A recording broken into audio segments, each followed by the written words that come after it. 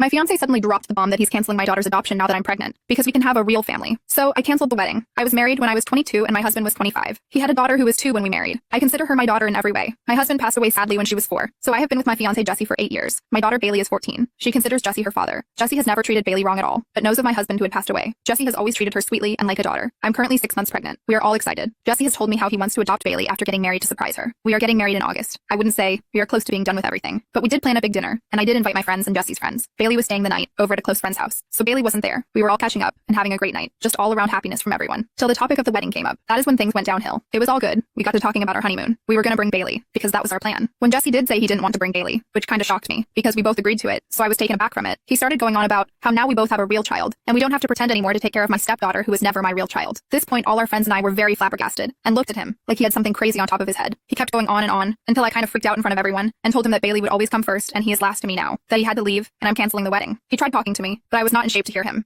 His friends did escorted him out for me and left with him. Few of my girlfriends stayed with me that night. Jesse had been blowing up my phone so much, wanting to work things out. I honestly don't ever want to. I haven't told Bailey what happened and just lied to my family and his family about why we canceled the wedding. I just want some quiet now and not for anyone to be upset. Update. I talked to Bailey much more earlier and told her everything. She was shocked and cried. It broke in my heart to see her that way. We just hug each other. She said if she had only been a better daughter, he would have not felt that way. I reassured her that wasn't the case at all, that Jesse was just an awful man and a coward. Bailey said she forgave him, but would never forget what he said. She still misses him and still calls him dad, even after everything he put her through. She's a brave young girl. I am making sure that Jesse doesn't ever get in contact with Bailey. He did, however, ask if we can talk in person, to at least mend things. I did agree and met him the next day after the whole incident. We met in a public spot with others around, in case he tried doing something funny. Jesse told me how sorry he was, and that he loves Bailey and our baby the same. He still wants to marry me, that he wants to come home. All I saw was horse tea. I knew he was lying. I told Jesse that I would never look at him the same, that I will only get in contact with him after I give birth to our daughter. Jesse did beg me, over and over. I stood my ground and said no to each of his pleading demands. Then he dropped a big thing on me, which I never knew. He said that he cheated and the woman is better in every way. To add sugar on top of the shake tea he dropped on me. He is cheating with his best friend Carter's wife, who has 3 kids. Yes, this is one of the friends that defended him. He was sleeping with his wife. She was also at the dinner party, was always nice to me, and she was sleeping with my fiancé. Not only did Jesse and that vile woman destroy a family, they destroyed 2, with kids. What a lovely great man.